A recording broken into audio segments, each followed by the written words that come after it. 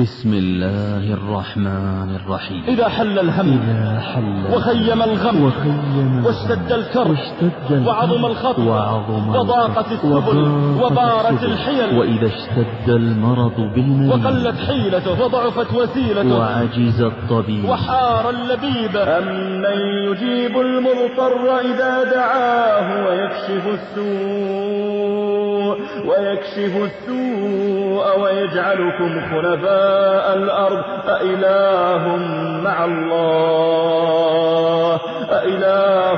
مع الله قليلا ما تذكرون. أمن يجيب المضطر يدعوه الغريق في غرقه يا حي يا قيوم، والمريض في كربه كاشف الكربات والأسير في يا أسره. مجيب الدعاء.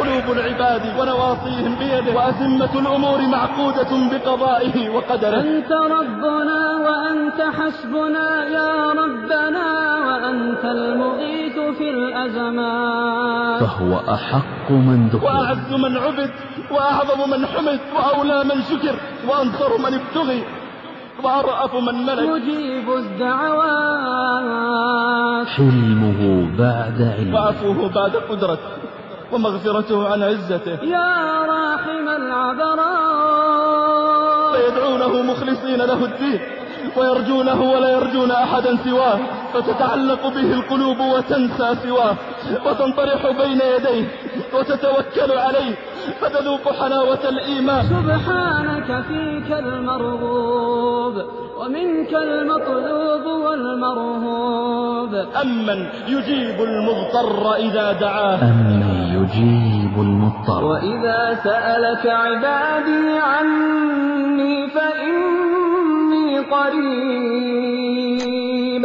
أجيب دعوة الداع إذا دعان، فليستجيبوا لي وليؤمنوا بي لعلهم يرشدون. وفي لحظة واحدة يغفر ذنبا ويستر عيبا ويكشف كربا ويفك عانيا ويكسو عاريا ويشفي مريضا وينصر مظلوما ويقسم ظالما ويغيث لهفان. فجعل يستغيث ربه: اللهم إن تهلك هذه العصابة لا تعبد في الأرض. فتهتز أبواب السماء تعرفوا إليه في الرخاء فعرفهم في الشدة. أمن يجيب المضطر إن العبد إذا اتقى الله وحفظ حدوده وحقوقه في رخائه، رعى صلاته وصومه وغض بصره وحفظ فرجه، فقد تعرف بذلك إلى الله فعرفه الله تعالى في الشدة. أمنت خوفنا وصدقت رجاءنا وحققت آمالنا. صدى القمم تقدم أمن يجيب المضطر، خطبة لفضيلة الشيخ الدكتور محمد بن عبد الرحمن العريفي. الحمد لله باسط العطاء ومجيب الدعاء، أحمده سبحانه على السراء والضراء حمدا يملأ الأرض والسماء ويملأ ما بينهما مما شاء، وأشهد أن لا إله إلا الله وحده لا شريك له الملك الديان ذو الجود والإحسان، يسأله من في السماوات والأرض كل يوم هو في شأن. وأشهد أن محمدا عبده ورسوله البشير النذير والسراج المنير، خير من تضرع إلى الله في المصائب وتقرب إليه في الرغائب، وأرشد إلى صالح الدعوات لكشف الكربات، صلى الله وسلم وبارك عليه وعلى آله وصحبه العابدين لربهم في سائر الأوقات. أما بعد، أيها الإخوة المؤمنون، خلق الله تعالى الخلق ولا غنى لهم عن خالقهم، وأمرهم جل جلاله أن يشكروه في السراء ويلجأوا إليه في الضراء. ومن تعرف إلى الله تعالى في الرخاء عرفه ربه جل جلاله في الشدة. ألم تر أن يونس عليه السلام لما كان في بطن الحوت فدعا وقال: لا إله إلا أنت سبحانك إني كنت من الظالمين، ارتفعت دعواته إلى السماء، قالت الملائكة: يا ربي، هذا صوت معروف من عبد معروف في أرض غريبة، من هذا يا ربي؟ قال الله تعالى: هذا عبدي يونس، قالت الملائكة يا ربي أفلا تذكر ما كان يفعل في الرخاء فتنجيه في البلاء؟ لم يزل يرفع له عمل صالح ودعوة مجابة. قال الله تعالى بلى. ثم قال الله جل جلاله فلولا أنه كان من المسبحين للبث في بطنه إلى يوم يبعثون. أما فرعون فإنه لما تلاطمت عليه أمواج البحر وجعل يدعو ويستغيث ويقول آمنت أنه لا إله إلا الذي آمنت به بنو إسرائيل، ارتفعت دعواته إلى السماء.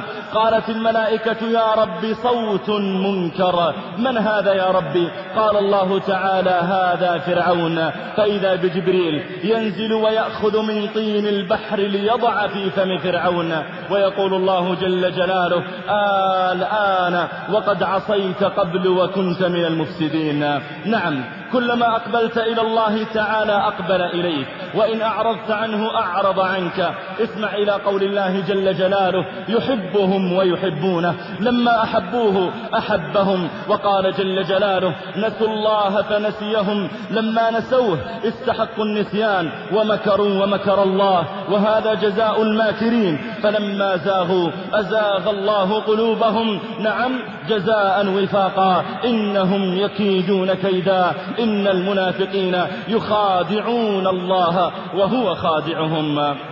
أدرك ذلك أقوام عقلاء فعرفوا حاجتهم إلى ربهم الذي لا يخيب من رجاه ولا يضيع من دعاه ولا يرد من أمله ولا ينسى من سأله. انظر إلى حبيبك وقرة عينك ومهجة فؤادك محمد عليه الصلاة والسلام، وقد خرج إلى معركة بدر لينصر الدين، فإذا بين يديه جيش لا قبل له به، فجعل يستغيث ربه اللهم إن تهلك هذه العصابة لا تعبد في الأرض، ويعيد ويستجير ويدعو دعاء الكثير، دعاء من ذلت لله رقبته وسجدت له جبهته وفاضت له عيناه. فينظر الله تعالى إلى اليدين الداعيتين فإذا هما يدان طاهرتان ما لمست حراما ولا أعطت حراما. ينظر إلى العينين فإذا هما في الليل باكيتان وفي النهار مغضوضتان، وإذا الفم الداعي في النهار مسبح ذاكر وفي الليل متعبد شاكر. فتهتز أبواب السماء بملائكة أشداء وينصر المحبون المتقربون الذين أقبلوا إلى ربهم، فأقبل الله تعالى عليهم. تعرفوا إليه في الرخاء فعرفهم في الشدة.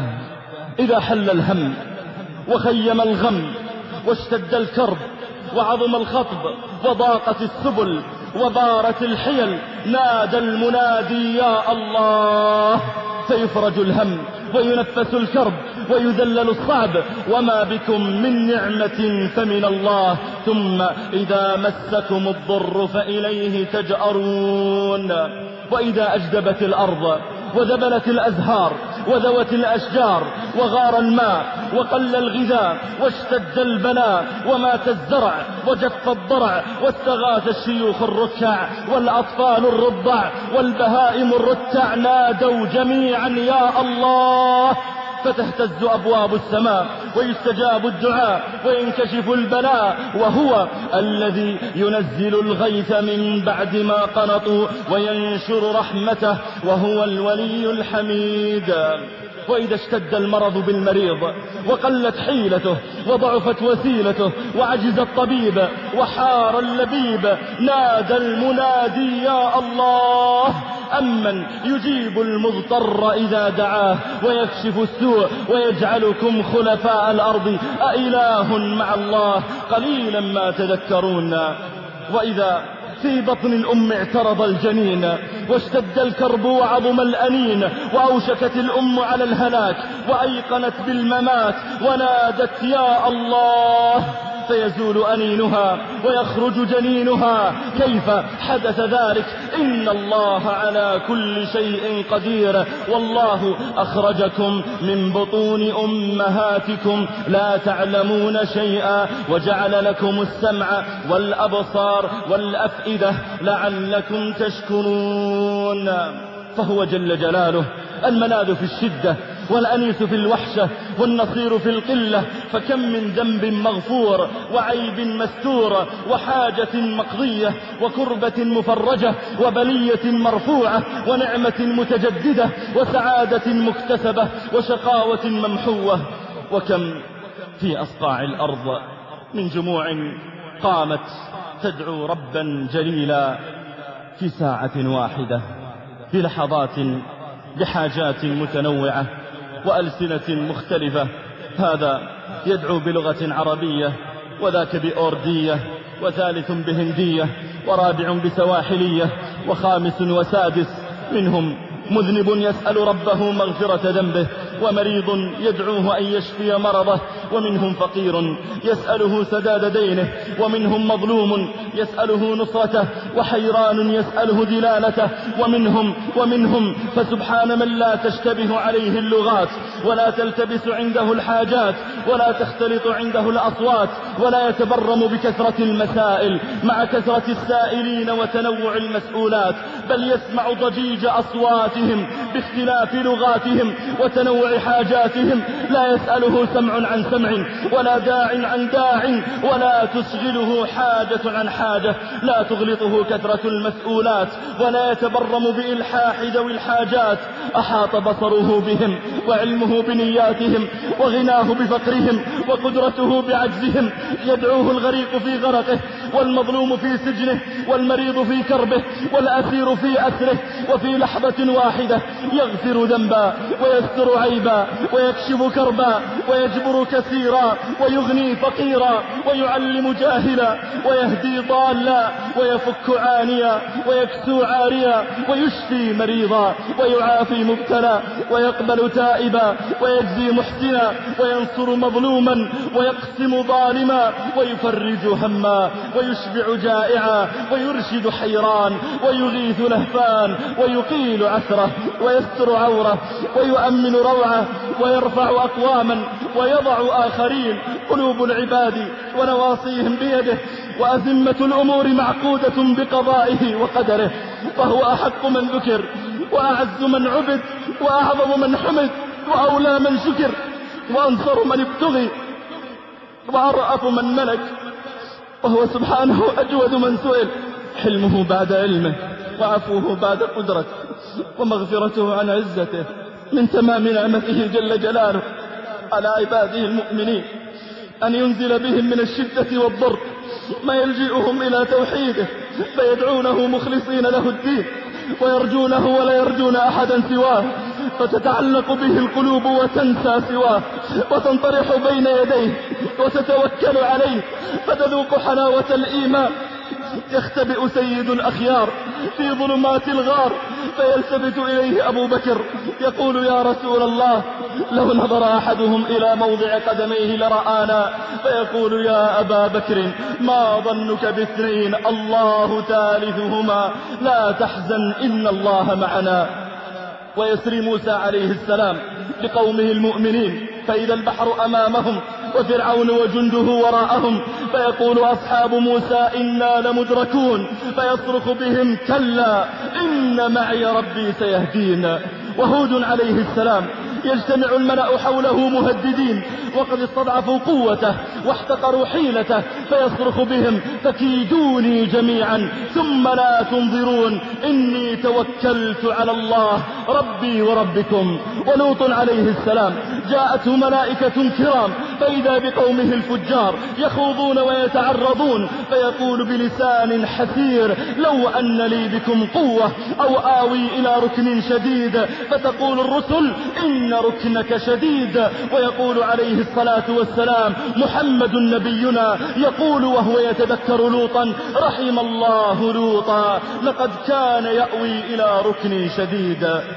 أما نبي الله دانيال عليه السلام فقد أخذه الملك الظالم بخت نصر وحبسه وأدخل عليه أسدين مجوعين وأغلق عليه الباب وأوقف الحجاب، لكنه لم يغلق أبواب السماء، فينظر النبي إلى الأسدين ويرفع بصره إلى السماء فيقول: الحمد لله الذي لا ينسى من ذكره، الحمد لله الذي لا يخيب من رجاه، الحمد لله الذي لا يكل من توكل عليه إلى غيره، الحمد لله الذي هو رجاؤنا يوم تسوء ظنوننا بأعمالنا، الحمد لله يكشف حزننا عند كربنا، الحمد لله الذي يجزي بالإحسان إحسانا، الحمد لله الذي يجزي بالصبر نجاه.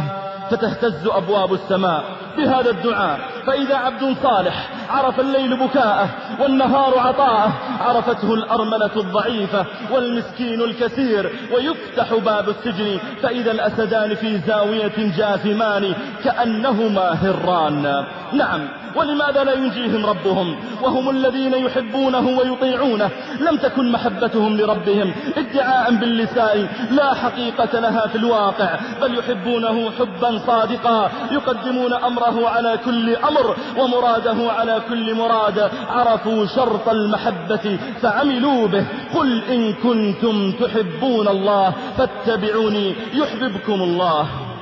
فسبحان ربنا الجليل هو أهل الثناء والمجد، فمن بجميل من الثناء المواتي، ما ثنائي عليك إلا امتنان ومثال للأنعم الفائضات، ذابت النفس هيبة واحتراما وتأبت عن بلع ريقي لها آتي، حبنا وامتداحنا ليس إلا ومضة منك يا عظيم الهبات، لو برينا الأشجار أقلام شكر بمداد من دجلة والفرات، لو نقشنا ثناءنا من دمانا أو بذلنا أرواحنا الغاليات، أو سجدنا على شظايا رصاص أو زحفنا زحفا على المرمضات، أو بكينا دما وفاضت عيون بلهيب المدامع الحارقات، ما أتينا لذرة من جلال أو شكرنا آلاءك الغامرات، أي شيء يقوله الشعر لما يتغنى بخالق الكائنات، قابض باسط معز مذل لم يزل مرغما أنوف الطغاة، خافض رافع بصير سميع لدبيب للنمل فوق الحصاة، يهتف العابدون من كل جنس وبلاد على اختلاف اللغات، لم يغب عنه همسة أو هتاف للمنادين من جميع الفئات، الولي المتين ما خاب ظن لنفوس في فضله طامعات، من يعافي المريض من بعد سقم وقنوط من طب مستشفيات، من يسلي النفوس بالصبر لما تبتلى بالنوازل القاصمات، من يغيث القلوب مما دهاها من هموم بئيسة جاثمات، إنه الله وحده جل شأنا، كيف نحصي آلاءه الوافرات. ومن تعرف إلى الله في الرخاء عرفه الله تعالى في الشدة. ذكر اليافعي في مرآة الجنان في ترجمة بنان الحمال أنه ألقاه بعض الملوك بين يدي الأسد في حال غضبه عليه، قالوا فأقبل عليه الأسد وقد حبس معه، فجعل الأسد يشمه ثم يلتصق به ولم ينله بشيء، فلما فتحوا الباب خرج الأسد يعدو، فقيل للشيخ كيف كنت لما اقترب منك الأسد وجعل يحرك فمه على جسدك؟ فقال كنت والله أسبح الله وأتفكر وهو يقرب فمه إلى ثيابي، هل لعاب الأسد طاهر أم نجس؟ واحتضر بعض السلف فجلست ابنته عند رأسه تبكي، قال يا بنيتي ما يبكيك؟ قالت أخاف مما أنت مقبل عليه. قال اسكتي عني، فلقد ختمت في هذه الزاوية أكثر من 1000 ختمة كلها لأجل هذا المصرع. وقال أبو عبد الرحمن السلمي قبل موته، قال كيف لا أرجو ربي وقد صمت له 80 رمضانا. وقال أبو بكر بن عياش لابنه عند موته يا بني أترى أن الله يضيع لأبيك 40 سنة يختم فيها القرآن كل 3 أو 7. وحسان بن أبي سنان كان يأوي إلى امرأته في فراشه ثم يخادعها كما تخادع المرأة صبيها، فإذا غلب على ظنه أنها نامت قام إلى مصلاه فتناومت يوما، ثم لما كبر في مصلاه وصلى ركعتين التفتت إليه قالت: يا حسان. قال: ما تريدين؟ قالت: أما تريد أن تنام؟ فالتفت إليها قال: تريدين مني أن أنام؟ والله إني لأعد صلاتي هذه لنومة طويلة. نعم، إن العبد إذا اتقى الله وحفظ حدوده وحقوقه في رخائه، رعى صلاته وصومه وغض بصره وحفظ فرجه، فقد تعرف بذلك إلى الله، فعرفه الله تعالى في الشدة، بل أحبه الله تعالى وقربه وذكره. لما نزل قول الله تعالى: لم يكن الذين كفروا من أهل الكتاب، قال النبي صلى الله عليه وسلم لأبي بن كعب الصحابي الصالح العابد: قال: يا أبي. قال: لبيك يا رسول الله. قال: يا أبي، إن الله أمرني أن أقرأ عليك لم يكن الذين كفروا. فانتفض أبي، انتفض، قال: يا رسول الله، وسماني الله لك؟ هل سماني الله باسمي؟ قال: نعم. فانطلق أبي باكيا. وصلى النبي صلى الله عليه وسلم الفجر يوما، ثم التفت إلى بلال قال: يا بلال. قال: لبيك يا رسول الله. قال: حدثني بأرجى عمل عملته في الإسلام، فإني سمعت دفا عليك بين يدي في الجنة، فبما سبقتني إلى الجنة؟ قال بلال: ما عملت عملا أرجى عندي أني لم أتطهر طهورا في ساعة من ليل أو نهار إلا صليت بذلك الطهور ما كتب الله تعالى لي أن أصلي. نعم، كان أولئك أيها الإخوة الكرام يعرفون ربهم جل جلاله بأنواع الطاعات. وأخيرا، مع كل هذا الغنى والفضل لربنا المتعال، إلا أنه جل جلاله يفرح بعباده إذا أقبلوا عليه ويقربهم إليه. روى الترمذي أنه صلى الله عليه وسلم قال: يقول الله تعالى: يا ابن آدم، إنك ما دعوتني ورجوتني غفرت لك على ما كان فيك ولا أبالي. يا ابن آدم، لو بلغت ذنوبك عنان السماء ثم استغفرتني غفرت لك ولا أبالي. يا ابن آدم، إنك لو أتيتني بقراب الأرض خطايا ثم لقيتني لا تشرك بي شيئا لأتيتك بقرابها مغفرة. أسأل الله تعالى أن يقربنا إليه وأن يجعلنا ممن يتعرفون إلى ربهم جل جلاله في شدتهم وفي رخائهم. أقول ما تسمعون وأستغفر الله الجليل العظيم لي ولكم من كل ذنب، استغفروه وتوبوا إليه إنه هو الغفور الرحيم. أما بعد أيها المؤمنون، من حق ديننا علينا أن نتكلم عن عظمته، فهو دين يفرض نفسه وإن ضعف أهله عن نصرته. ومن حق رسولنا وسيدنا وقرة أعيننا محمد صلى الله عليه وسلم، من حقه علينا أن نتذاكر أخباره ونسبر غواره لنرى كيف تعامل صلى الله عليه وسلم مع خصومه حتى نصر دينه، بذل ماله ونفسه لدعوته حتى أظهر الله تعالى دينه على جميع الأديان. كان النبي صلى الله عليه وسلم متميزا بدعوته وبخيريته منذ بعث، وكان قبل ذلك متميزا بأخلاقه وأمانته، حتى لقبته قريش وهو بينهم لما يبعث كانوا يلقبونه بالصادق الأمين. كانت قريش تستحيل عليه أن يكذب أو أن يخون الأمانة. وما قصة بناء الكعبة ووضع النبي صلى الله عليه وسلم للحجر بنفسه في مكانه إلا تدل على تصديق قريش بأمانته وصدقه عليه الصلاة والسلام. ثم يبعث محمد صلى الله عليه وسلم نبيا ويعيش بهمة تنظر إلى القمة. لم تكن غايته أن يسلم بنو هاشم، كلا، ولا أن يملك مكة ولا المدينة ولا جزيرة العرب، كلا، وإنما كانت غايته أن يعبد الدنيا كلها لربنا جل جلاله. كان يعيش بهذا الشعور وهو مستضعف في شعاب مكة. كان أصحابه يعذبون ويقتلون ويطاردون ويحاصرون، وهو ينظر إلى القمة ويبشرهم بنصر الله تعالى لهذه الأمة. كانت قريش تحاربهم بكل عنف، ومع ذلك فدينه صلى الله عليه وسلم ظاهر، وهو إلى اليوم لا يزال دين الإسلام هو الدين الواثق في نفسه حتى وإن ضعف أهله عن نصرته.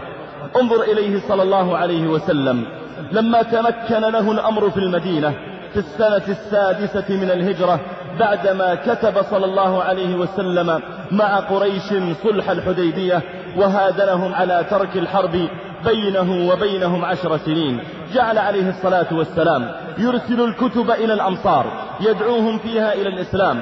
كان يعلم عليه الصلاة والسلام أن أعظم قوتين في عصره هما فارس والروم، فبدأ بهما فأرسل كتابا إلى عظيم فارس إلى كسرى، وأرسل كتابا إلى هرقل عظيم الروم. نقف اليوم مع حادثة مع عظيم الروم، وكيف كان شعوره لما وصل إليه الكتاب، وما هي عقيدة النصارى أصلا في محمد صلى الله عليه وسلم، وكيف كان الملك والدنيا حائلة بين أن يسلم عظيم الروم. أرسل عليه الصلاة والسلام دحية الكلب رضي الله تعالى عنه، أرسله إلى هرقل بكتاب. وصل الكتاب إلى هرقل، وكان هرقل قبل ذلك قد انتصر على بعض أعدائه، فتحرك ماشيا من الشام أعني من دمشق حتى وصل إلى إيلياء إلى القدس، ويسمونها إيلياء بمعنى بيت الله. وصل إليها ماشيا شاكرا لله تعالى على أن نصره على أعدائه. وصل إلى إيلياء، ثم لما نظر مرة في النجوم، وكان منجما حزاء ينظر في النجوم، نظر في النجوم ثم أصبح في صباحه وهو متغير، فقال له أصحابه: ما بالك أيها الملك؟ قد رأينا تغيرك اليوم. قال: إني نظرت في النجوم فرأيت أن ملك الختان قد ظهر. فقالوا له: ما يختتن في العالم؟ ولم تكن لهم علاقة واضحة ومتواصلة بالعرب في جزيرة العرب، وإنما كانت علاقتهم وخلطتهم باليهود. قالوا: ما يختتن في العالم إلا اليهود، فإن شئت، يعني إن كنت خائفا من ملك يظهر لليهود، فإن شئت بعثت إلى مملكتك، يعني إلى أمرائك في كل مكان، فقبضوا على من كان عندهم من اليهود فذبحوهم. قال: لا تفعلوا. فبينما هو على ذلك ودحية رضي الله تعالى عنه في الطريق مقبلا يسير إلى الشام، يسير إلى إيلياء، معه كتاب رسول الله صلى الله عليه وسلم، بينما هو على ذلك إذ أقبل إليه رجل من عند ملك الغساسنة. والغساسنة هم قوم من نصارى العرب كانوا يسكنون الشام، وكانت الروم تكرمهم لأنهم يعيشون بينهم وبين جزيرة العرب، فكانوا يكفون العرب عن الروم. وصل هذا الرسول من ملك الغساسنة إلى هرقل يخبره أن محمدا صلى الله عليه وسلم قد ظهر، وأنه انتصر انتصارات متعددة، وأنه يدعي النبوة إلى غير ذلك. فلما رأى هرقل ذلك وقع في نفسه شيء، ثم فإذا بدحية يصل إليه معه كتاب رسول الله صلى الله عليه وسلم. أول ما وصل الكتاب إلى هرقل نظر إلى الكتاب، ثم التفت إلى الرسول الذي جاء من عند الغساسنة وقال لأصحابه: انظروا إليه أمختتن هو أم لا؟ فلما كشفوا عنه فإذا هو مختتن، فعلم أن العرب يختتنون، ثم قرأ الكتاب. فماذا كتب صلى الله عليه وسلم في الكتاب؟ انظر إلى العزة التي يتعامل بها صلى الله عليه وسلم مع الناس. ليس فقط عندما ينظر صلى الله عليه وسلم إلى قوة المسلمين، لا ينظر فقط إلى عدد الأسلحة التي يملكونها أو كم عنده من الجنود، إنما كان يعلم أنه لا يقاتل بقوته، إنما الله تعالى هو الذي تكفل بنصرته. انظر إلى العزة وهو يكتب إليه الكتاب، يكتب هذا الكتاب وهو لم يفتح مكة بعد، يكتب الكتاب والكعبة حولها أكثر من 360 صنما تعبد من دون الله، يكتب الكتاب وهناك جموع من المستضعفين من المسلمين لا يزالون يعذبون ويسجنون ويضطهدون في مكة، ومع ذلك يكتب صلى الله عليه وسلم الكتاب بكل عزة، وهو يخاطب رجلا عظيما من عظماء الأرض، وهو رئيس على مملكة عظيمة في زمانه. اسمع إلى العزة في هذا الكتاب. كتب صلى الله عليه وسلم إليه ودحية واقف، ورسول ملك الغساسنة ومن كان حول هرقل من وزرائه وكبراء دولته يستمعون إلى هذا الكلام، فإذا به صلى الله عليه وسلم قد كتب إليه: بسم الله الرحمن الرحيم، من محمد عبد الله ورسوله إلى هرقل عظيم الروم، سلام على من اتبع الهدى. أما بعد، فإني أدعوك بدعاية الإسلام. أسلم تسلم، أسلم يؤتك الله أجرك مرتين، فإن توليت فإن عليك إثم الأريسيين، والأريسيون هم الزراع، يعني إثم قومك من الضعفاء والعامة الذين سوف يبقون على كفرهم لما تبقى على كفرك. فإذا أسلمت دخلوا أيضا في الإسلام، فأنت رأس يتبعك بقية الأعضاء، فإذا أنت أعرضت تحملت آثام من اقتدوا بك أيضا. قال فإن عليك إثم الأريسيين. ثم كتب عليه الصلاة والسلام: يا أهل الكتاب تعالوا إلى كلمة سواء بيننا وبينكم، نتفق على قاعدة نحن وإياكم، ما هي؟ ألا نعبد إلا الله ولا نشرك به شيئا ولا يتخذ بعضنا بعضا أربابا من دون الله، فإن تولوا فقولوا اشهدوا بأننا مسلمون. انتهى الكتاب. تحير هرقل وجعل يقلب الكتاب وينظر فيه ويتذكر ما كان قرأه من كتب سابقة مقدسة عندهم من أن نبيا سيظهر بعد عيسى وأن له من الصفات كذا وكذا، فجعل يتأمل في ذلك. ثم التفت إلى صاحب شرطته، وكان يريد أن يسأل رجلا من خاصة رسول الله صلى الله عليه وسلم عن هذا الكتاب غير دحية الكلبي، فيخشى أن دحية الكلبي ما دام أنه مرسل أصلا من عند هذا النبي أو من عند هذا الملك فإنه قد يتحيز إليه، فأراد أن يأخذ أحدا يكون محايدا. قال لصاحب شرطته: قلب الشام ظهرا لبطن حتى تأتيني بقوم من أهل هذا الرجل الذي أرسل إلي، يعني من أهل جزيرة العرب أو من أهل مكة. مضى صاحب الشرطة يبحث، فإذا بجمع فيهم أبو سفيان وجمع من أهل مكة قد جاءوا بتجارة إلى الشام في الهدنة التي بينهم وبين رسول الله صلى الله عليه وسلم. هجم عليهم صاحب الشرطة ثم استاقهم إلى هرقل فأدخلهم عليه وهو بإيلياء. فلما دخلوا عليه أجلسهم بين يديه، وأجلس حوله عظماء مجلسه وصحبه الذين يستشيرهم دائما، ثم دعا بالترجمان، ثم قال للترجمان: سلهم أيكم أقرب نسبا بهذا الرجل الذي يزعم أنه نبي. وطلب أن يكون أقربهم نسبا، لأن صاحب النسب القريب منك يعرف خاصتك وظاهرك، فيعرف كيف تتعامل مع أهلك، يعرف كيف نشأت أصلا، لأنه ابن عمك وقريب منك. فطلب هرقل أن يكون المتحدث وأقربهم به نسبا. فقام أبو سفيان قال: أنا أقربهم به نسبا. قال: أدنوه مني. فأدنوه منه حتى وقف بين يديه. قال: اجعلوا أصحابه وراء ظهره. فجعلوا أصحابه وراء ظهره، وراء ظهر أبي سفيان. ثم قال هرقل للترجمان: قل لهم إني سائل هذا الرجل مسائل، فإن كذبني فكذبوه، إذا كذب في مسألة ووجهه إلي فأشيروا إلي أنه كذب في هذه. قال أبو سفيان: فوالله لقد قال ذلك، ولقد علمت أني لو كذبت ما ردوا علي، وإنما نحن كلنا نحن أعداء لذاك النبي أصلا، إن كذبت فما ردوا علي ولا فضحوني، لكني كنت امرأ سيدا أتكرم عن الكذب، وعرفت أن أدنى ما يكون في ذلك، أدنى ما يلحقني من كذبي أن يرووه عني في مكة ويذمونني ويعيبون علي أني كذبت يوما من الدهر. انظر إلى الأخلاق، حتى وإن كان أهلها كفار لكنهم كانوا أصحاب مروءة. قال: فوالله لولا الحياء أن يأثروا علي كذبا لكذبت. قال أبو سفيان: فكان أول ما سألني عنه. وانظر إلى الأسئلة التي تنم عن علم عند هرقل. ولما نظرنا في سيرة هرقل وجدنا أنه كان أسقفا عظيما للكنيسة النصرانية الشرقية. إذا الرجل لما يتكلم كان يتكلم بعلم، ليس مجرد ملك عادي يملك الناس يضبط ما يتعلق بالملك وإدارة الخلق، لا، وإنما رجل جمع ما يتعلق بالعلم الشرعي أيضا. جعل يسأل عدة مسائل وانتبه إليها. قال: أخبرني عن هذا الرجل الذي فيكم، يعني أعطني كلاما عاما عنه. قال أبو سفيان: فزهدت من أمره، قلت هذا رجل ضعيف ومسكين، ثم قلت وهو ساحر كذاب. فقال هرقل: إني لم أطلب منك أن تشتمه، أنا أريد كلام عاقل، لا أريد أن تصرخ وتشتم، إني لا أريد منك أن تشتمه، ولكن أخبرني. عرف هرقل أنه إن ترك الأمر لأبي سفيان سيظل يشتم، فأراد أن يوقفه على مسائل محددة. قال: كيف نسبه فيكم؟ قال هو فينا ذو نسب. وتأمل في الأسئلة وسوف تعلم لماذا اختار هذه الأسئلة بالذات. لم يسأل من أبوه من أمه كيف تربى، هل نشأ يتيما، هل نشأ بين والديه. قال كيف نسبه فيكم؟ قال هو فينا ذو نسب.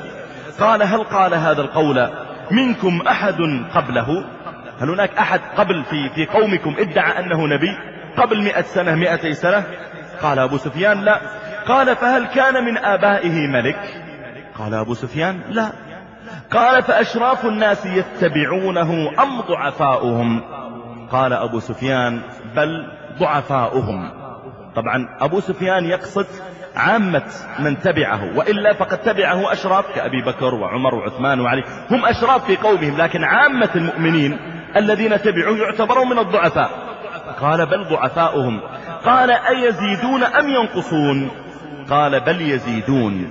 والله يا جماعة كأنك تطبق هذا اليوم في حال الأمة. لا يزال المسلمون يزيدون، ولا يزال من يدخل في الإسلام من الأوروبيين ومن غيرهم ومن الأمريكان ومن أهل أفريقيا إلى غير ذلك، سواء كانوا نصارى أو كانوا وثنيين أو هندوس أو بوذيين أو غير ذلك، لا يزالون يتزايدون يوما بعد يوم، وإن لم يكن الإعلام يخدم ذلك. قال أيزيدون أم ينقصون؟ قال بل يزيدون. قال هرقل فهل يرتد أحد منهم؟ واسمع إلى القيد. قال هل يرتد أحد منهم سخطة لدينه، لأنه ما أعجبه الدين، ليس الذي يرتد شدة العذاب، لا، هل يرتد أحد منهم سخطة لدينه بعد أن يدخل فيه؟ قال لا. قال فهل كنتم تتهمونه بالكذب قبل أن يقول ما قال؟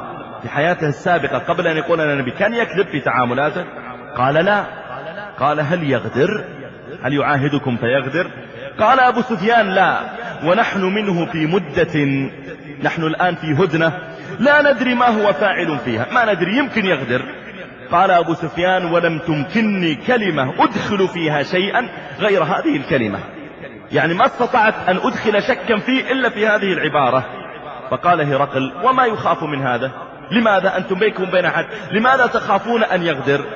قال أبو سفيان إن قومي أمدوا حلفاءهم على حلفائه، يعني نحن قد تحالفنا مع بكر لنا، وخزاعة تحالفوا معه، فبكر لما قاتلت خزاعة نحن ساعدنا بكرا على خزاعة، ونحن بينه وبينه عهد ألا نتقاتل. فلما قال ذلك أبو سفيان لهرقل قال هرقل إن كنتم بدأتم فأنتم أغدر. قال أبو سفيان فوالله ما التفت إلي منها. ثم قال هرقل فهل قاتلتموه؟ قال نعم. قال كيف كان قتالكم إياه؟ قال الحرب بيننا وبينه سجال، ينال منا وننال منه. قال فماذا يأمركم؟ قال يقول اعبدوا الله وحده ولا تشركوا به شيئا واتركوا ما يقول آباؤكم، ويأمرنا بالصلاة والصدقة والعفاف والصلة. انتهت الأسئلة.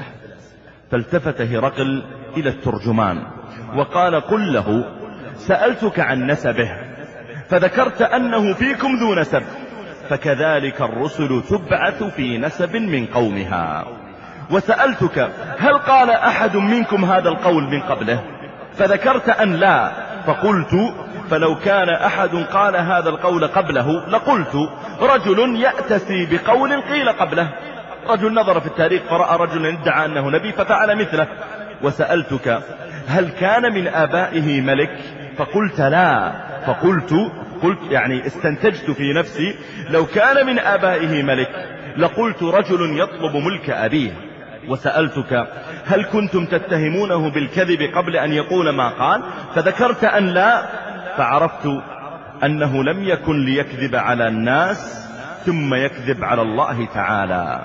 وسألتك أشراف الناس يتبعونه أم ضعفاؤهم؟ فذكرت أن الضعفاء اتبعوه وكذلك أتباع الرسل. قال وسألتك أيزيدون أم ينقصون؟ فذكرت أنهم يزيدون وكذلك أمر الإيمان حتى يتم، لا يزال يزداد وإن كان بقلة حتى تكون له الغلبة. وإذا نظرتم أيها الفضلاء وجدتم أن عدد المسلمين الذين أسلموا في مكة خلال دعوة النبي صلى الله عليه وسلم فيها في 13 سنة قضاها في مكة يدعو إلى الإسلام، وكثير من الشرائع لم تكن شرعت أصلا إلى الآن في مكة، يعني ادخل في الإسلام حتى في أوائل السنين ما كان في صلاة، فقط أنك تعتقد أن لا إله إلا الله انتهى. لا في صلاة ولا في زكاة ولا حج ولا صوم ولا جهاد في أوائل السنين، ثم فرضت الصلاة بعد ذلك، وفرضت بقية الشرائع بعدما هاجر عليه الصلاة والسلام. يعني كان الإسلام ليس فيه أي تكاليف، ومع ذلك عدد الذين دخلوا في الإسلام خلال 13 سنة بالاستقراء في التاريخ والسيرة تجد أنهم لا يتجاوزون 115 رجلا. ومع ذلك النبي صلى الله عليه وسلم ماشي 13 سنة ولا يسلم على يده في السنة إلا ربما عدد لا يتجاوز 4 و5، ومع ذلك لا يزال عليه الصلاة والسلام يعمل لأجل دعوته. قال هرقل كذلك لا يزالون يزيدون حتى تكون لهم الغلبة. ثم قال وسألتك أيرتد أحد منهم سخطة لدينه بعد أن يدخل فيه؟ فقلت لا. ثم قال هرقل وكذلك الإيمان حين تخالط بشاشته القلوب. والله إذا تمكن الإيمان في القلب لو تأتي قوة الدنيا لتنزعه فما تستطيع. قال وسألتك هل يغدر؟ فذكرت أن لا، وكذلك الرسل لا تغدر. وسألتك بماذا يأمركم؟ فذكرت أنه يأمركم أن تعبدوا الله ولا تشركوا به شيئا، وينهاكم عن عبادة الأوثان، وأنه يأمركم بالصلاة والصدق، وفي رواية والصدقة والعفاف. فإن كان ما تقول حقا، اسمع بعد ذلك إلى النتيجة، فإن كان ما تقول حقا فسيملك موضع قدمي هاتين. وملك صلى الله عليه وسلم موضع قدمي هرقل، وفتح في عام 15 للهجرة فتح القدس القائد المظفر الفاروق رضي الله تعالى عنه عمر، وملكها المسلمون وحكموها حتى وقع عليها بعد ذلك ما وقع من غزو النصارى ثم غزو اليهود. ثم قال هرقل سيملك موضع قدمي هاتين، وقد كنت أعلم أنه خارج، أعلم أن هناك نبي سيظهر، لم أكن أظن أنه منكم، يعني منكم أيها العرب في مكة، قد يكون من العرب الغساسنة أو نحوه. قال فلو أعلم أني أخلص إليه، لو أعلم أني أستطيع أن أصل إليه لتجشمت لقاءه، لتعبت أجل أن ألقاه ولو كنت عنده. هذا كلام ملك وأسقف في الوقت نفسه، رجل جمع عز دينه وعظم لأجل عز الدين، وجمع ملك الدنيا أيضا. يقول ولو كنت عنده لغسلت عن قدميه بالماء، يعني لخدمته خدمة وعبودية تامة.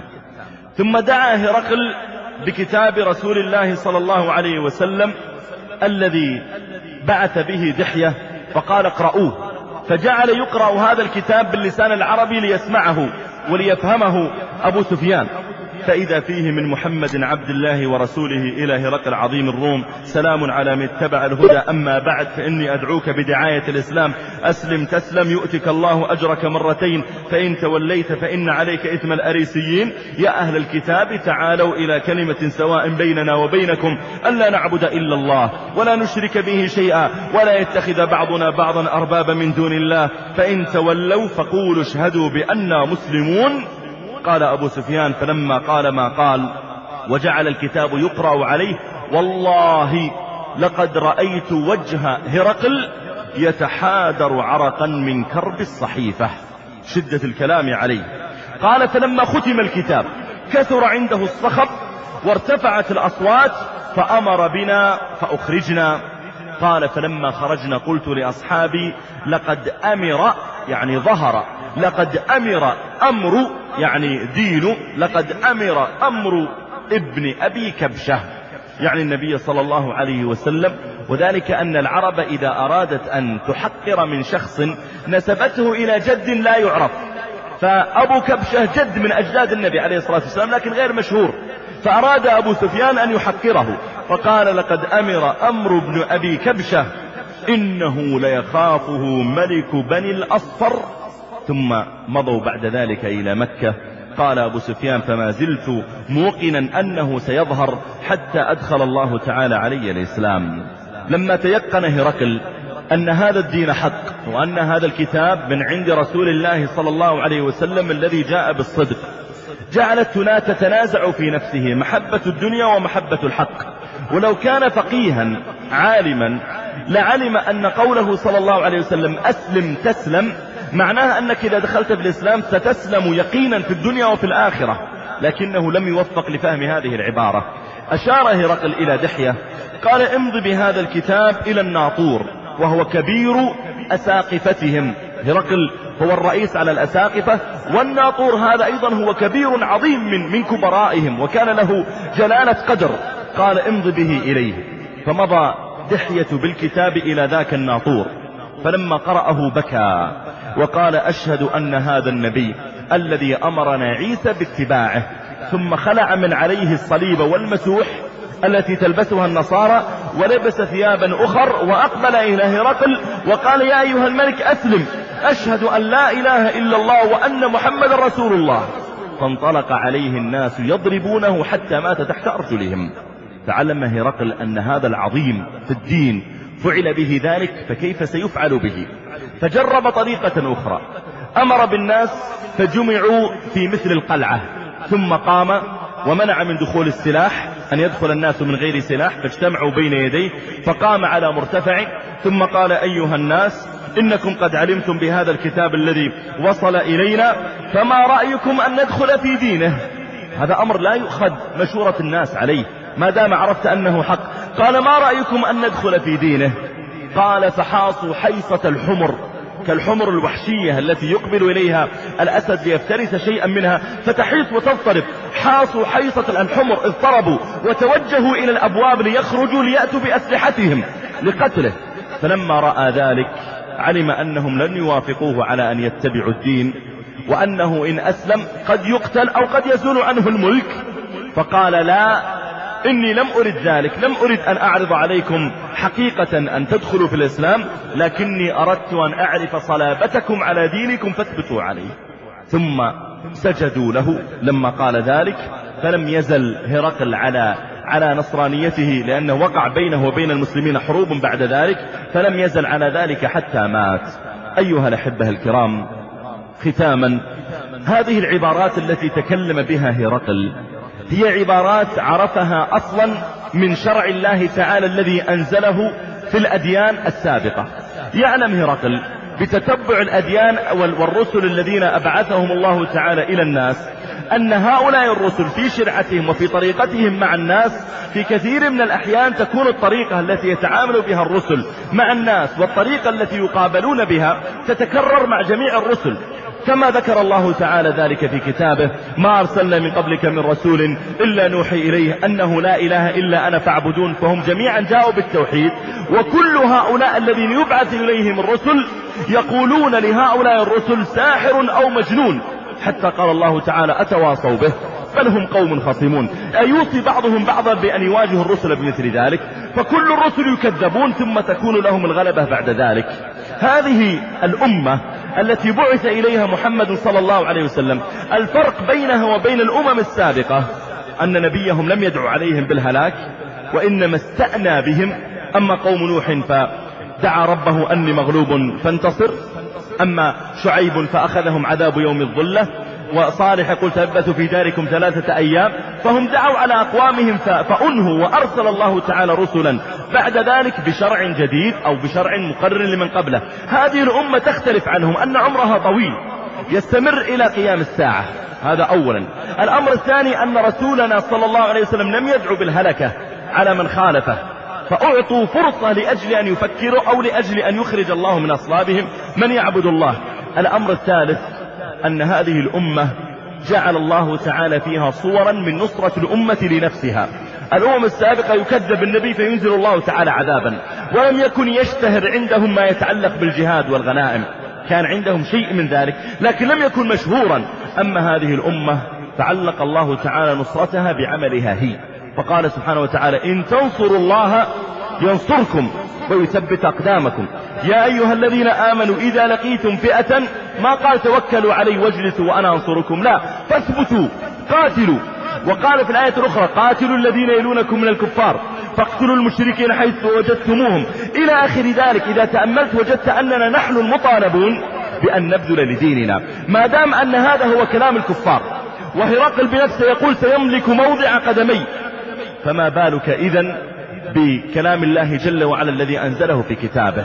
إذا ما هو مطلوب من كل واحد منا وهو يرى اليوم تسلط اليهود على المسلمين في إيليا في القدس، ويرى تسلط النصارى على المسلمين في مواضع كثيرة من العالم؟ المطلوب منك كما ذكرنا سابقا في خطب عديدة أن تقدم ما تستطيع لدينك من دعوة إليه، من أمر بمعروف، النهي عن منكر، من جمع للخير، من قيام على مسائل في الخير، من جهاد في سبيل الله.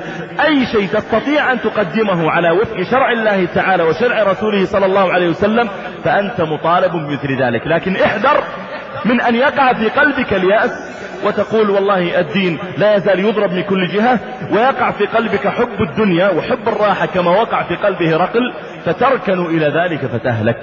أسأل الله تعالى أن ينفعنا وإياكم بما سمعنا، أسأل الله أن ينفعنا وإياكم بما سمعنا، وأن يجعلنا ممن ينصر الله تعالى بهم دينه، وممن يظهر الله تعالى بهم شريعته. اللهم وفقنا لفعل الخيرات وترك المنكرات وحب المساكين. اللهم وإذا أردت بعبادك فتنة فاقبضنا إليك غير خزايا ولا مفتونين. اللهم أعز الإسلام والمسلمين واخذل الشرك والمشركين ودمر أعداءك أعداء الدين. اللهم من أرادنا أو أراد بلادنا أو أراد أمننا أو أراد ولاة أمرنا بسوء فأشغله بنفسه ورد كيده في نحره واجعل تدبيره تدميرا عليه. اللهم اجمع قلوب إخواننا في فلسطين، اللهم اجمع قلوب إخواننا في فلسطين على الحق والدين. اللهم اجمع قلوب إخواننا في فلسطين على الحق والدين يا حي يا قيوم. اللهم صل على محمد وعلى آل محمد كما صليت على إبراهيم وعلى آل إبراهيم، وبارك على محمد وعلى آل محمد كما باركت على إبراهيم وعلى آل إبراهيم إنك حميد مجيد. سبحان ربك رب العزة عما يصفون وسلام على المرسلين والحمد لله رب العالمين.